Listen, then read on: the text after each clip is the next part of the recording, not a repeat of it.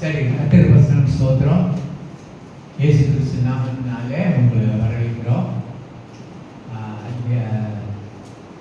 உண்மையாக போன வாரம் 2 வாரம் சரியான சரி, இன்னமும் என்னென்ன சாப்பிட முடியல. ஆனால் கர்த்தருக்கு ஸ்தோத்திரம், இன்னைக்கு பரிபூர்ண சுகத்தை கடவுள் கொடுத்துருக்காங்க. ஸோ நம்ம என்ன பேச போகிறோன்னா, நம்ம கிறிஸ்மஸ் 22ஆம் தேதி அப்போது நிறைய ஆத்மாக்கள் நம்ம ஆயத்தப்பட போகிறோம். அப்போது நான் பேசுகிற காரியங்கள் இது பிரசங்கம் இல்லை. நான் கேள்வி கேட்க போகிறேன் உங்களுக்கு. நீங்கள் கேள்விக்கு பதில் கொடுக்கணும். அப்படின்னா அவங்களுக்கு தெரியும், அவங்களுக்கு எவ்வளோ புரியுதுன்னு. ஆத்மாக நம்ம எப்படி இந்த ஊழியத்தை செஞ்சோம். நான் மனைவி 5 பேர் தான் இருந்தோம். ஒரு ஆள் அண்ணன் மாரி, அப்புறம் சரஸ், 5 பேர் தான் இருந்தோம். ஒரு நாள் காலையில் நம்ம காணிக்கை எடுத்தோம். ஒரு வேளை 50 காசு தான் காணிக்கை எடுத்தோம். அவ்வளோ கடந்து போயிட்டு இப்போ ஒரு சபை இருக்கு. சபை நிறைய பேர் வர்றாங்க. அப்போது கடவுள் உண்மையாக நல்லவராக இருக்கிறாரு. ஆனால் ஒரு காரியத்தை நம்ம கடவுள் கொடுத்துருக்காருன்னா, நீங்கள் ரசிக்கப்பட்டிருக்கீங்க, மற்ற ரசிக்கப்படணும் மூலமாக. அதுதான் ரொம்ப முக்கியம். அதுதான் ரொம்ப முக்கியம். அதனால தான் சில காரியங்கள் நம்ம சொல்லிக் கொடுக்க போகிறோம் உங்களுக்கு. அப்போ இது ஏன் வாழ்க்கையில் ரொம்ப பிரயோஜனமாக இருக்கு. எப்படி நம்ம ஊழியத்தை செஞ்சோம் உங்களை ஆச்சரியப்படுவீங்க. அது அப்புறம் சொல்லி கொடுக்குறேன். நம்ம ஜபிக்க வாங்க. ஒரு வசனத்தை படிச்சுட்டு நம்ம ஜபிக்க போகிறோம். நான் கொடுத்த வசனத்தை உங்களுக்கு ஞாபகம் இருக்குன்னு நினைக்கிறேன். ஷாம்லா நல்லா தெளிவாக படித்தாங்க. அந்த ஃபோன் என்னமோ தெரியல, ரொம்ப எக்கோ பண்ணிடுச்சு. ஸோ அது திரும்பி எங்கிட்ட எக்கோ வந்துட்டு அப்போ நிறைய பேர் பேச முடியல. எனக்கு சரியான தடையாக இருக்கு. அதனால் ஜோயல் தான் எடுத்துகிட்டு போன வீட்டுக்கு கொஞ்சம் நாள் உதவி செய்யறதுக்கு நெல்லில் மக்கள். ஓகே, சரி, நம்ம ஜெபிச்சுட்டு வாங்க. படிச்சுட்டு அது அப்புறம் தான் அந்த பசங்க போவாங்க. படிக்கிறீங்களா? பின்னும் நான் சொல்கிறது என்னவென்றால், ஆவிக்கேற்றபடி நடந்து கொள்ளுங்கள், அப்பொழுது மாம்ச இச்சையை நிறைவேற்றாதிருப்பீர்கள். மாம்சம் ஆவிக்கு விரோதமாகவும் ஆவி மாம்சத்துக்கு விரோதமாகவும் இச்சிக்கிறது. நீங்கள் செய்ய வேண்டும் என்கிறவைகளை செய்யாதபடிக்கு இவைகள் ஒன்றுக்கு ஒன்று விரோதமாக இருக்கிறது. பிதாவே, இந்த ஜீவனுள்ள வசனப்பா நான் ஆயத்தம் பண்ணுது. நம்ம சும்மா ஆயத்தம் பண்ணி எடுத்துருந்தேன். 7 மணிக்கு இந்தியாவில் ஒரு பாசம் இதே சப்ஜெக்ட் பேசுகிறாருப்பா. அப்போ நீ அந்த வசனத்தை, நான் பேசுகிற வசனத்தை நீ கன்ஃபார்ம் பண்ணிட்டப்பா. இந்த வசனத்தை நீ ஆசீர்வாதம் நான் பகிர்ந்து கொள்ளும் போது எல்லாம் ஒரு ஆவிக்குரிய கண்கள் தருணங்கள் ஆண்டவரை எல்லாம் தடை செய்கிற பிசாசை இயேசு கிறிஸ்துவ நாமத்தில் கட்டி அப்புறப்படுத்துகிறோம். இயேசு கிறிஸ்துவ நாமத்தில் கட்டி அப்புறப்படுத்துகிறோம்.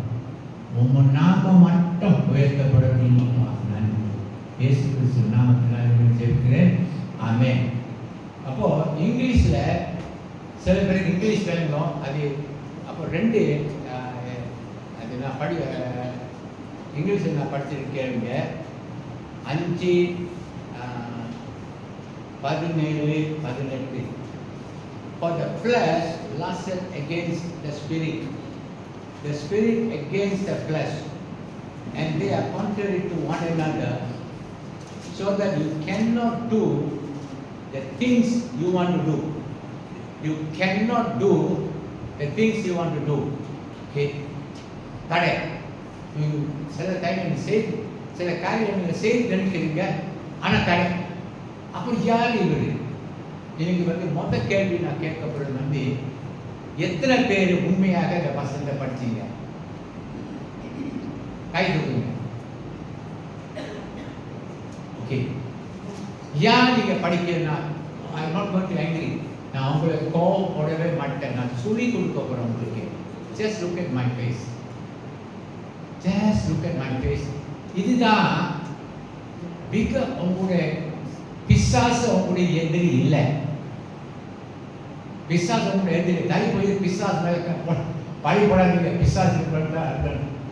பிசாசு கர்த்தருக்கு ஒப்பு கொடுங்க, பிசாசுக்கு எதிர்த்து நில்லுங்க, ஓடி போயிடுவாரு. அப்போ இந்த வசனத்தை கொஞ்சம் ஆவியில படிக்கணும். இந்த மாம்சத்துல படிச்சா என்ன உங்களுக்கு என்ன தெரியுமா? நான் மகத்துவங்கள் அவங்களுக்கு எழுதுனேன். இது மகத்துவங்கள் கண்ணுக்கு எப்படி தெரிஞ்சது? அர்த்தமா தெரிஞ்சது, விளங்காது உங்களுக்கு. ஆனா அவங்க வாழ்க்கையில ஜபதான் ரொம்ப முக்கியம். ஏன்னா ஆவி உயிர் இருக்கு, ஆவிக்கு உயிர் இருக்கு. நீ சும்மா படிச்ச விளங்காது. அட்லீஸ்ட் 1 மணி நேரம் நீ ஜபிச்சுட்டு நீங்க படிங்க, உங்க கல்வி தெளிவா இருக்கும். ஸோ இப்படியா கடவுள் எடுத்திருக்கிறாரு.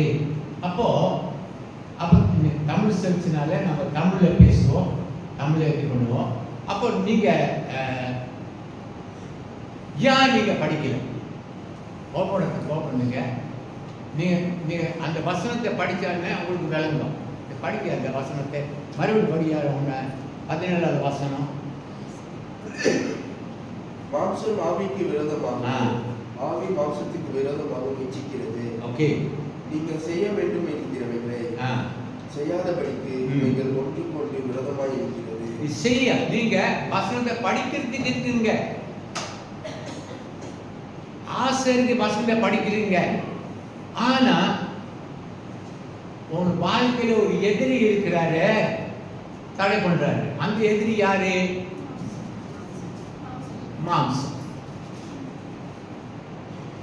ஓகே, மாம்சம்னா என்ன? மலர் சொல்லிடுறா. மலர் மாம்சம்னா என்ன சொல்லுங்க. யாருக்கு தெரியும் மாம்சம்னா என்ன? சும்மா பேசாதீங்க, கை தூக்குங்க. மாம்சம்னா யாரு? இதான் மாம்சம். மாம்சம் இவர் யாரு? கெட்ட ராஸ்கல்.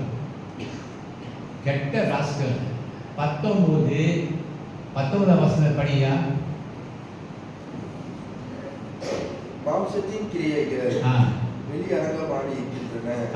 அவையாவனே விபச்சாரம், வேசித்தனம், அசுத்தம், காமவிகாரம், விக்கிரக ஆராதனை, சூரியம், பகைகள், விரோதங்கள், வைராக்கியங்கள், கோபங்கள், சண்டைகள், விரிவினைகள், மார்க்கபேதங்கள், 21 பொறாமைகள், கொலைகள், வெறிகள், களியாட்கள் முதலானவைகளே. இப்படிப்பட்டவைகளை செய்கிறவர்களே தேவனுடைய ராஜ்யத்தை சுதந்திரிப்பதில்லை என்று முன்னே நான் சொன்னது போல இப்பொழுது உங்களுக்கு சொல்கிறேன். தேவனுடைய ராஜ்யத்தை இந்த மாம்சம் இருக்கிறவர்களே பரலோகத்துக்கு போக முடியாது. நீ பாட்டு பாடலாம், எல்லாம் செய்யலாம், பரலோகத்துக்கு போக முடியாது. இந்த மாம்சம் தான் தடை செய்யும். தெரியுதா? அப்போ மாம்சம். ஆவினா யாரு? ஆவினா யாரு? எழுதி யாரும் நோட் அடிக்கிறீங்களா? யார் நோட் அடிக்கிறீங்க பாருங்க, கேட்க. யார் நோட்? தயவு செய்து நோட் அடிங்க. கொஞ்ச நாளைக்கு முன்னாடி கிடைக்காது உங்களுக்கு. இது பைபிள் கிடைக்காது. எவ்வளோ உங்க உள்ளத்தில் இருக்கு அவ்வளோதான் உங்களுக்கு. அது முடியாது. அப்போ எவ்வளோக்கு எவ்வளோ நீ எழுத முடியுமா, மனப்பட முடியுமா, மனப்படம் செய்யுங்க. எபிசியர் புஸ்தகம் 3வது அதிகாரம் 16-17. எபிசியர் புஸ்தகம் 3வது அதிகாரம் 16-17 படியா. நீங்கள் அவருடைய ஆவியினாலே உள்ளான மனுஷனின் வல்லமையை பலப்படுத்தும். 17 விசுவாசத்தினாலே கிறிஸ்து உங்கள் இருதயங்களில் வாசமாய் இருக்கவோ நீங்கள் அன்பிலே வேரூன்றி நிலை பெற்றவர்களாகி. விசுவாசத்துல யார் உள்ளத்தில் இருக்கிறாரு? கை தூக்குங்க. அவருக்கு மாம்சம் என்ன செய்யறாருன்னா, யாருக்கு? ஆவிக்கு அடிமை. இப்ப ஏன் 40 வருஷம் சபையில நீங்க உட்கார்ந்து இருக்கீங்க? ராணி கொஞ்சம் தள்ளி, இந்த பக்கம் தள்ளி மேலே பார்க்க. ஓகே, நீங்க 30-40 வருஷம் சபையில நீங்க உட்கார்ந்து இருக்கீங்க. மாம்சம் நம்ம அடிமையா வச்சிருக்க. உங்களுக்கு தெரியாது, எனக்கு தெரியாது. சும்மா பேசப்பட்டு தான் இருக்கிறோம். வேஷம் தான் போட்டுக்கிட்டோம். அப்போ ஆண்டவர் இயேசு உங்க உள்ளத்தில் இருக்கிறாரு, சரிங்களா? அப்போ ஆண்டவர் மாம்சம் இந்த பாவ ஜீவியம் என்ன செய்யறாருன்னா இந்த ஆவியை அடிமையா வச்சிருக்கிறாரு. அப்போ அதனால்தான் கடவுள் உங்களுக்கு ஞானஸ்தானம் கொடுக்குறாங்க. எதனால ஞானஸ்தானம் தெரியுங்களா? ஓகே, இந்த 4 எபிசோட்ல கலத்தியர், எபிசியர், பிலிப்பியன், கொலோசியர் நீங்க படிச்சா உங்களுக்கு நல்லா புரியும். ஆனா மாம்சம் காலையில் எத்தனை பேர் பைபிள் படிச்சீங்க? யாரா படிச்சீங்களா?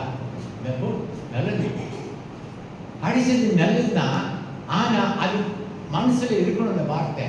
அப்போ என்ன நடக்குதுன்னா இந்த மாம்சம் ஆவிக்கு விரோதமா வேலை செய்யுது. அப்போ பவுல் என்ன செய்யறாருன்னா கொலோசியர் புஸ்தகம்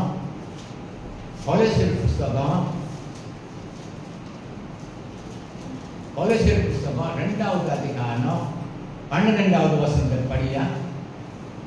கொலோசியர் 2:12. ஞானஸ்தானத்திலே அவரோடு கூட அடக்கப்படப்பட்டவர்களாகவோ, ஓகே, அதிலே அவரை மரித்தோரிலிருந்து இருக்கிற, ஓகே, தேவனுடைய செயலில் மேலுள்ள, ஓகே, விசுவாசத்தினாலே அவரோடு கூட எழுந்தவர்களாகவும் இருக்கிறீர்கள். ஓகே, அப்போ அந்த தமிழ் வார்த்தை உங்களுக்கு நல்லா புரியும். அடக்கம் பண்ணப்பட்டிருங்க, அடக்கம் பண்ணியாச்சு. அப்போ யாரு அடக்கம் பண்ணுவாங்க சொல்லுங்க? பணம் தான் அடக்கம் பண்ணுவாங்க. உயிருள்ள மனுஷன் நீங்க அடக்கம் பண்ண முடியாது. அப்போ பவுல் என்ன சொல்லி கொடுக்குறாருன்னா அப்போ இங்க அடக்கம் பண்ணிட்டாங்க பாவ ஜீவியம். உடனே நீங்க 14வது அதிகாரம் அந்த ஜெயிலர் ரட்சிக்கப்பட்ட உடனே பவுல் ராத்திரி பூரா போய் அவங்க ஞானஸ்தானம் கொடுப்பாரு. ஏன்னா ஞானஸ்தானம் உடனே கொடுத்து, ஏன்னா அந்த பாவ ஜீவம் சாகணும். பாவ ஜீவம் செத்துட்டேன்னா உங்களுக்கு விடுதலை கிடைக்கும். அப்போ அடக்கப்படியாச்சு. அப்போ 3வது அதிகாரம் கொலோசியர் புஸ்தகம் 3வது அதிகாரம் 2:3 படியா.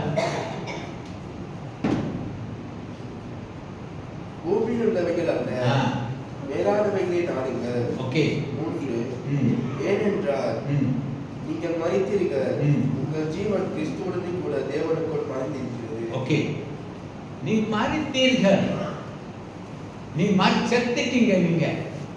அப்போ நீங்க தான் என்ன செய்யணும்? கடவுள் உதவி செய்யணும். பரிசுத்த ஆவிக்கு நீங்க உதவி செய்யணும். மரித்தீங்க, செத்துட்டீங்களா? அப்போ சரி, 19 வசனத்தை 19, 20 அந்த பாவ ஜீவியம் அவர் செத்துட்டாரா? சண்டை போடுற மனுஷன் செத்துட்டாரா? பொய் சொல்ற மனுஷன் செத்துட்டாரா? குடிக்கிற மனுஷன் செத்துட்டாரா?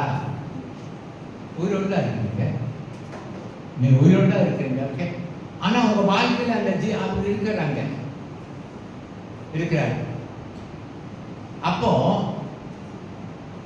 அப்படிதான் என்ன செய்யறாருன்னா அந்த பாவ ஜீவியம் நாளைக்கு பாருங்க. கடவுள் நான் உண்மை சொல்றேன், எனக்கு ரொம்ப கவலையா இருக்கு. 2 கொரிந்தியர் 9வது வசனம் நீங்க படிக்கும் போது எழுதியிருக்கிறபடி கண் காணவும் இல்லை, காது கேட்கவும் இல்லை, மனுஷன் எழுதிய தோன்றவும் இல்லை. அவ்வளோ உங்களுக்கு வீடு காடி வேலை ஆசீர்வாதம் பண்ணி வைத்திருக்கிறார். உங்களுக்கு எல்லா உங்க அப்பா உங்களுக்கு வைத்திருக்கிறாரு. அது நீங்க பெற்றுக்கொள்ளாம இருக்கீங்க. ஏன்னா இந்த மாம்சம் தான் காரணம். வாழ்க்கை மாம்சம் தான் காரணம். பாருங்க, ஜோனா ஊழியத்துக்கு ஏன் நீங்க ஊழியத்துக்கு போக முடியல? ஒரு ஆத்மா கொண்டு வர முடியல. ஏன்? ஜோனா கதை நான் எவ்வளோ தெளிவாக அவங்க பேசியிருக்கிறேன். ஜோனா கடவுள் நினைவே பட்டணத்துக்கு அனுப்பினாரு. போய் அங்க ஊருக்கு சீனா போனாரா சொல்லுங்க, போனாரா? ஏன் போகல? மாம்சம் எடுத்துட்டு போயிட்டாரு அவரை. நீ அங்க போயிடு, நீ இங்க போயிடு.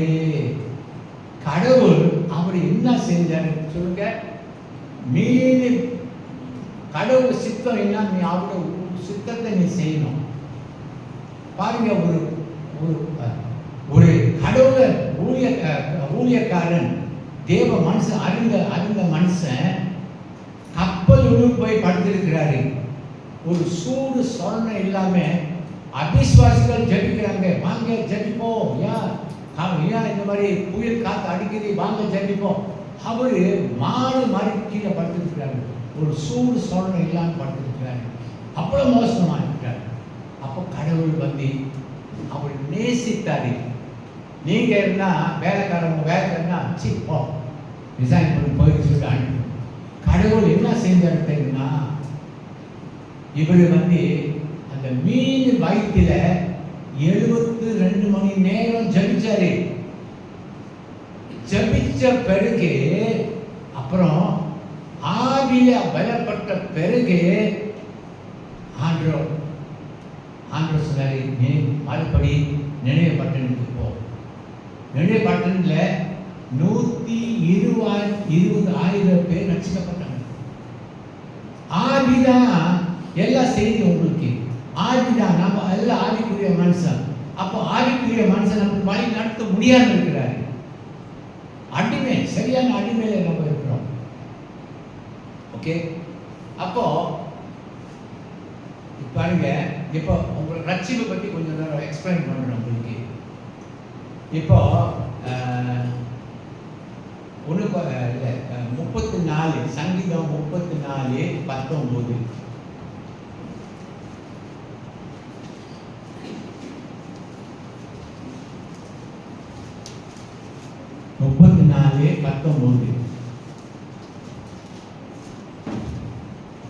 நீதிமானுக்கு ஒரு துன்பங்கள் அநேகமாய் இருக்கிறோம். கர்த்தர் அவைகள் எல்லாவற்றிலும் விட்டு அவனை விடுவிப்பார்.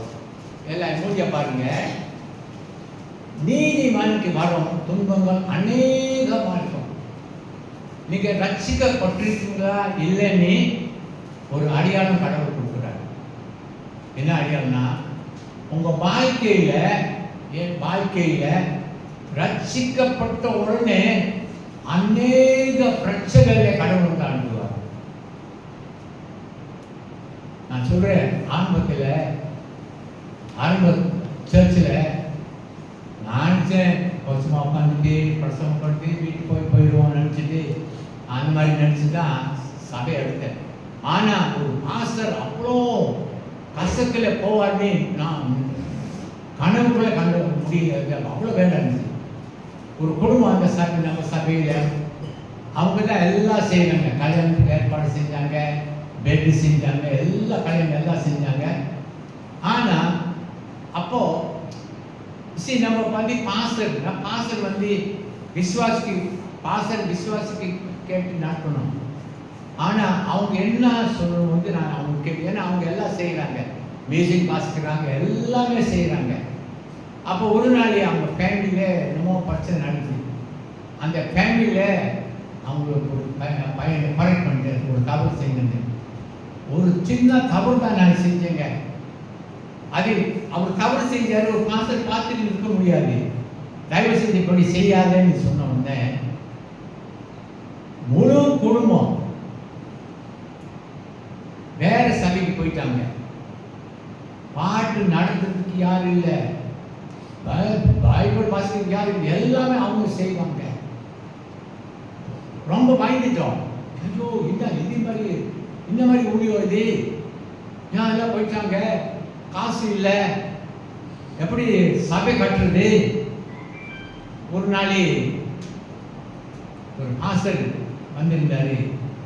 அப்போ நான் மனைவி நினைச்சோம், எங்கேயாவது ஜேபிக்கு ஓடி போயிடலாம், ஊழியம் வேண்டாம் சொல்லிட்டு ஜேபிக்கு ஓடி போயிடலாம்ட்டு ஒரு தீர்மானம் எடுத்துட்டோம். அந்த மாஸ்டர் வந்து ஒரு வார்த்தை சொன்னார், நீ பிரச்சனையில் போகும்போது ஒரு டிசிஷன் எடுக்காது. பொறுமையா இரு. அந்த பாஸ்டர் சொல்லிட்டு போன பண்ணா ரொம்ப பொறுமையா இருந்து ரொம்ப என் விசுவாசம் ரொம்ப ரொம்ப பாதிச்சேன். அப்போ நீதிமனுக்கு கடவுளுக்கு அனுப்புவார் உங்களை. பாஸ்டர் சிவனுக்கு எப்படி கேட்டா ஜெபிங்க. இது பெரிய பாஸ்டர் ஜாப் நினைக்காதீங்க, வெரி கஷ்டமான வேலை. கடவுள் நம்மளை குயவன் கையில களிமண் இருக்கிறது போல நீ கையில இருக்கிற உங்க வாழ்க்கையை முதல்ல கடவுள் சரிப்படுத்துறன்னா மற்றவங்களுக்கு வாழ்க்கையை அவர் சரிப்படுத்துவார். சரிதானே? ஆனா நாளைக்கு நாளை ஆசிரங்களை கேட்டு கேட்டு கேட்டு கேட்டு கேட்டு அப்படிதான் நம்மளுக்கு கொஞ்சம் வேலை வந்துச்சு. அப்போ ரொம்ப கொஞ்சம் 2 பேரும் அப்படியே செய்யுது. அப்போ நீதிமான் அப்போ உங்க வாழ்க்கையில ஒரு அடையாளம். இந்த வசனத்தை படிக்கும் போது நீங்க கொஞ்சம் தியானம் நீதிமான் வரும் அநேக துன்பங்கள் உங்களுக்கு வரும். நீங்க ரட்சிக்கப்பட்டிருக்கீங்களா? ஆனா சில பேர் சபைக்கு வர்றாங்க, உட்காடுறாங்க, போறாங்க அவங்க ரட்சிக்கப்படல. உண்மை சும்மா வெளி பேசுறதுதான், வீட்டுக்கு வந்துட்டு போறாங்க, அவங்க ரட்சிக்கப்படல. அப்போ அதான் நீங்க செக் பண்ணணும். ஆமா, அப்போ நீங்க பிரச்சனை போயிட்டு இருக்கிறீங்களா? சோதனை மேல சோதனை மதிக்கிட்டு இருக்கலாம். கடவுள் உங்க நேசிக்கிறார். நீங்க கடவுள் கையில இருக்கிற தேவ சித்த பிரார்த்தனை இல்லையா? அப்போ அப்படிதான் தெரியும் நீதிமான் வர குடும்பங்களா அன்னே. நம்ம ஒரு உண்மையான வெத்தல் சபையை நீங்க இந்த ஒரு என்ன சொல்லுவாங்க, 2 வழி இருக்கு. ஒரு 2 வழி இந்த இங்கிலீஷ் சொல்லுங்க, ப்ராட் வே அண்ட் நேரோ வே.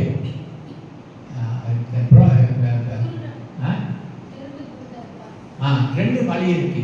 ஆனா இந்த 2 வழினா அந்த ப்ராட் வேல கடவுள் அனுப்ப மாட்டாரு.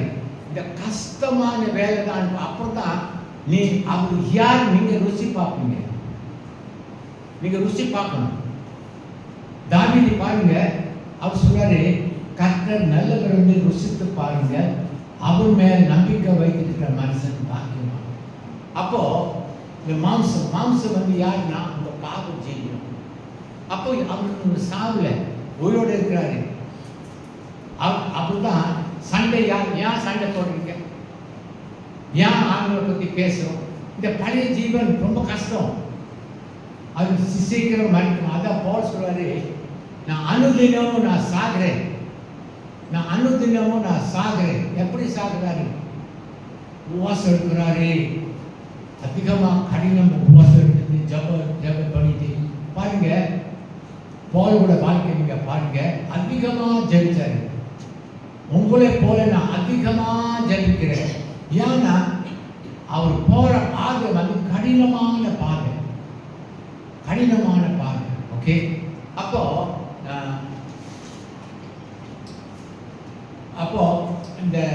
நீங்க அடுத்து பாருங்க. அப்போ 3ஆவது அதிகாரம் 16-17 நீங்க பாருங்க. உள்ளான மனுஷனை பலப்படுத்துக்காக நீங்க என்ன செய்யணும்? இந்த உள்ளான மனுஷனை நீங்க ஜெபிக்கணும். உள்ளான மனுஷன் நீங்க என்ன செய்யணும்னா ஜெபிக்கணும். அப்படி என்ன செய்யணும்? ஆவியில நீங்க இப்ப ஜெபிச்சு அந்த உள்ளான மனுஷன் அப்போ உடனே முடியாது. அப்போ உள்ளான மனுஷனை பலப்பட அப்போ உள்ளான மனுஷனை என்ன செய்யக்கூடாது தெரியுங்களா? கொஞ்சம் கொஞ்சமா மாம்சத்தை அடக்குவார். யாரு? உள்ளான மனுஷன். பாருங்க, கொஞ்சம்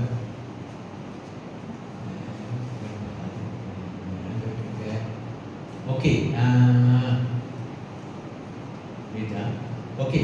யோவான் புஸ்தகம் 3ஆவது அதிகாரம் 30வது வசனம்.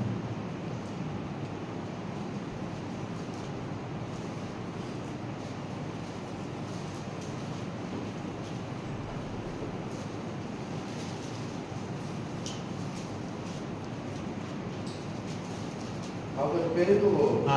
நாம் சிறுகவோ வேண்டும். ஓகே ஓகே, எங்க வேலை பாருங்க. அவர் பெருகணும். பாருங்க, ஆவியானவர் உங்களுக்கு பெருகன்னா உங்களுக்கு வெற்றி கிடைக்கும். சரிங்களா? பாருங்க, ஆண்டவர் பாருங்க, நம்ம ஜப வாழ்க்கை வந்து நீங்க எப்படி ஜபிக்கிறீங்க என்று தெரியாது. உங்க ஜப வாழ்க்கை, தாவீது ராஜாவோட வாழ்க்கை 5:30 மணிக்கு எழுந்திரிச்சு ஜபிச்சார், சாயங்காலம் ஜபிச்சார், ராத்திரி ஈவினிங் ஜபிச்சார். அப்போ ஏன் ஜபிச்சாருன்னா, ஏன் ஜபிச்சாருன்னு உங்களுக்கு தெரியணும். இந்த மாம்சத்தை அடக்கணும். மாம்சம் வந்து ஆவி வந்து மாம்சனை அடக்கணும். இவருக்கு என்ன அடிமையா இருக்கணும். இப்போ வந்து நீங்க நான் யாருக்கு அடிமையா இருக்கோம்? மாம்சத்துக்கு அடிமையா இருக்கிறோம். ஏன் படிக்கல, ஏன் ஜபிக்கல, ஏன் செய்யல?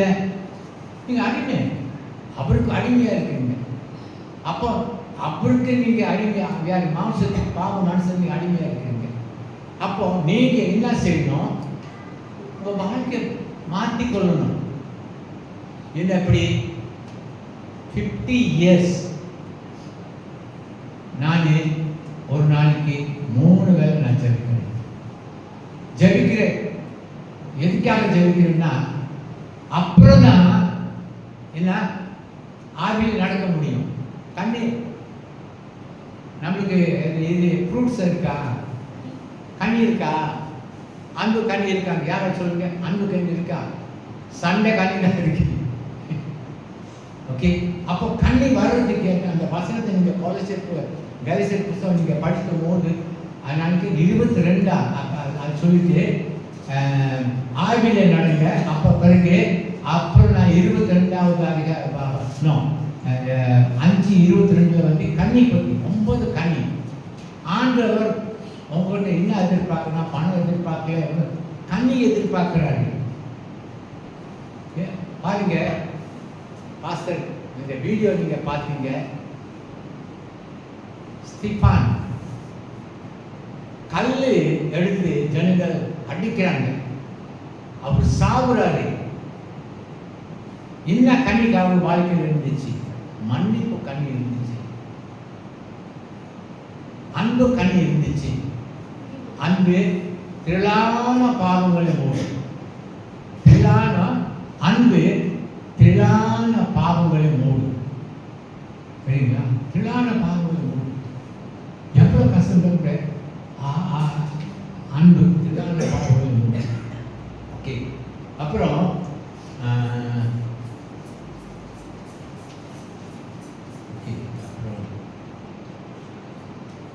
ஓகே, அப்புறம் நீங்க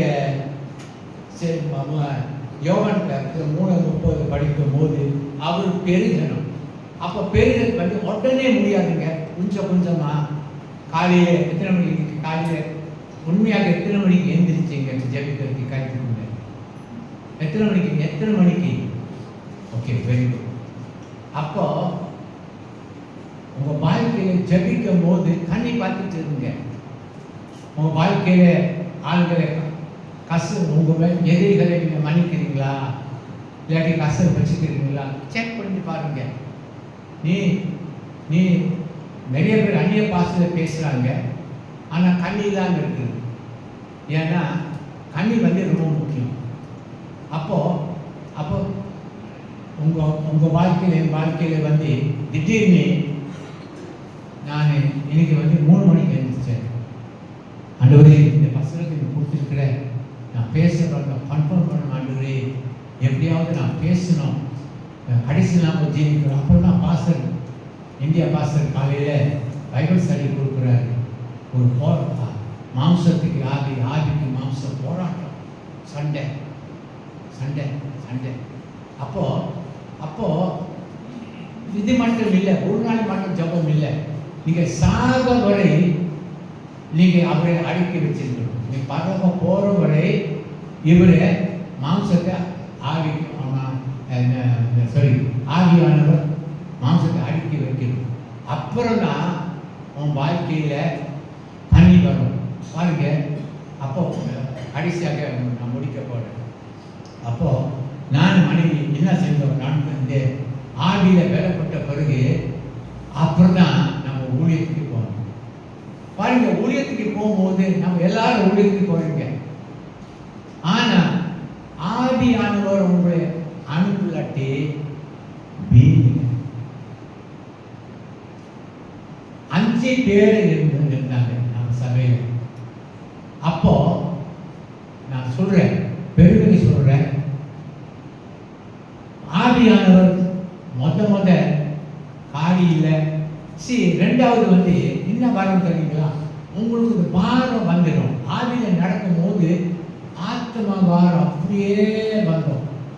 ஐயோ, அந்த ஆத்மா போய் சந்திக்கணும், அந்த ஆத்மா போய் பேசணும், அந்த ஆத்மா போய் பேசணும் சொல்லிட்டு பாரம் வரும்.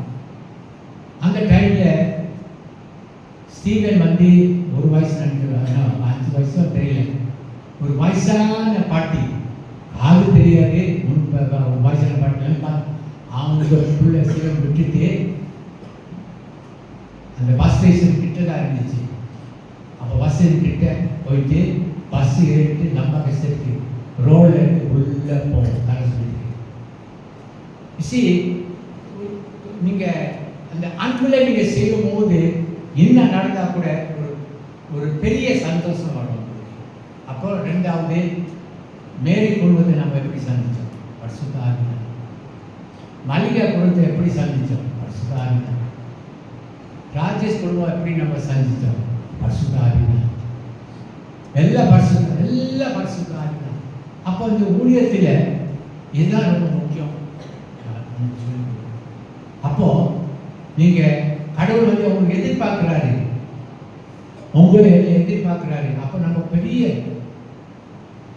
கோடி ஸ்தோத்திரம், நல்ல காணிக்கை நம்ம கலெக்ட் பண்ணுறோம். நம்ம காணிக்கை வச்சு நம்ம அந்த ஊழியத்தை நல்லா செய்யணும்.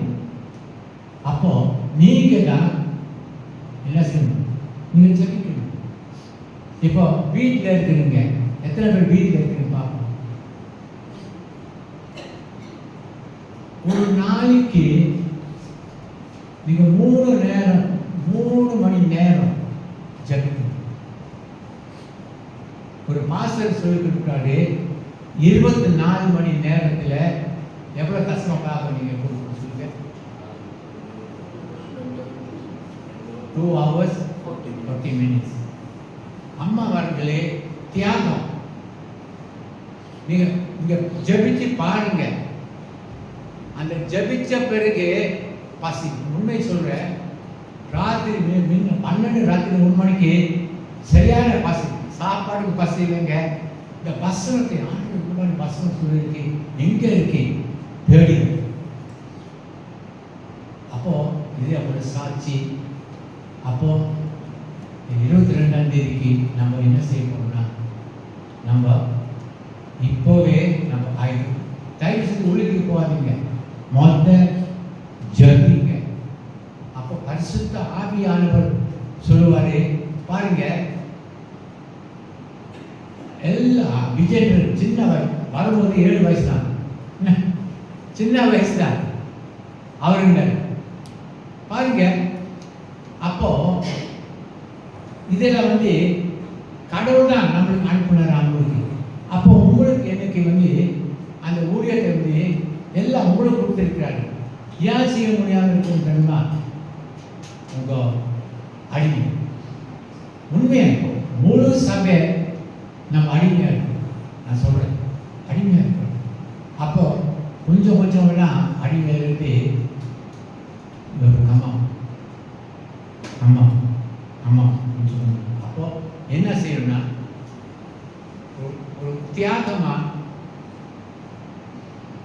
ஒரு காலையில் எழுந்திரிச்சோடனே எப்படியாவது 40 நிமிஷம் 20 நிமிஷம் தெரிஞ்ச பாசையில் பேசாதீங்க. ஏன்னா ஆவியில தான் நீங்கள் ஜெபிக்கணும். ஆவியில் ஜெபிக்கும் போது உள்ளான மனுஷனே என்ன ஒரு வெற்றி மாதிரி நீங்கள் ஜெபிக்க நீங்கள் பிளாக் பண்ணுறீங்களா, ஹேண்ட் ஃபோன் பிளாக் பண்ணுங்க. எப்படி அந்த ஹேண்ட் ஃபோன் சார்ஜ் பண்ணுங்க. ஆவியில் நீங்கள் ஜெபிக்க என்ன செய்யும், உங்கள் உள்ளான மனுஷனை பலப்படுத்தும். அப்போ இந்த ஆவியானவர் உங்களை பேசுவார், அந்த இடத்துக்கு போ, அந்த இடத்துக்கு போ, சபை நெருங்கி போ, நான் சொல்கிறேன். ஆனால் இதுதான் I want to share this morning, and that God will use you for the 20 seconds. கண்களை மூடி தேவனை நோக்கி நம்ம ஜெபிப்போம். ஹல்லேலூயா. அன்புள்ள தகப்பனே, ஆண்டவரே, மாம்சம் ஆவி பற்றி ஐயா பாஸ்டர் கல்பனை பண்ணார். இந்தியாவிலிருந்து அந்த வசனத்தை இசப்பா நான் போதிச்சேன். ஒவ்வொரு விசுவாசிகளுக்காக நம்ம இந்த பிசாசை நம்மளை அடிமையாக வச்சிருக்கிறப்பா ஆண்டவரே, அவங்க ஜெபிக்க